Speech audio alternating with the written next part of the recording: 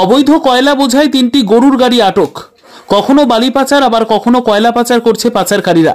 পুলিশের নজর এড়িয়ে পাচার হচ্ছিল কয়লা, কিন্তু পাচারের আগেই আটক করা হলো অবৈধ কয়লা। এবার অবৈধ কয়লা বোঝাই 3টি গরুর গাড়ি আটক করল দুবরাজপুর থানার পুলিশ। পুলিশ সূত্রে জানা গিয়েছে, আজ ভোরে দুবরাজপুরের পানাগড় দুবরাজপুর রাজ্য সড়কের শাল নদীর ব্রিজের কাছে আটক করা হয় 3টি অবৈধ কয়লা বোঝাই গরুর গাড়ি। খয়রাশোল ব্লক এলাকা থেকে অবৈধভাবে কয়লা বোঝাই করে আসছিল গরুর গাড়িগুলো। 3টি গরুর গাড়িতে প্রায় 15 টন অবৈধ কয়লা পাচার করা হচ্ছিল। পুলিশের গাড়ি দেখে পালিয়ে যায় গরু গাড়ির চালকরা। দুবরাজপুর থানার পুলিশ ইতিমধ্যেই তদন্ত শুরু করেছে। কে কে এই কয়লা পাচারের সাথে যুক্ত তা খতিয়ে দেখছে দুবরাজপুর থানার পুলিশ।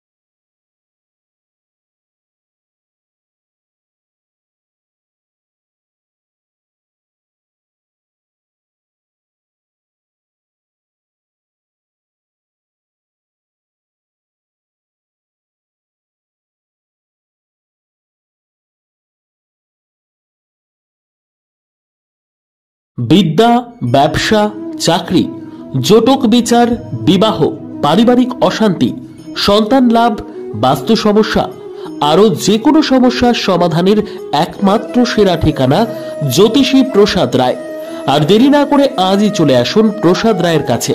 আমাদের ঠিকানা RC80 Bengal Ambuja city centre, Durgapur 16, near Jorhat rotary.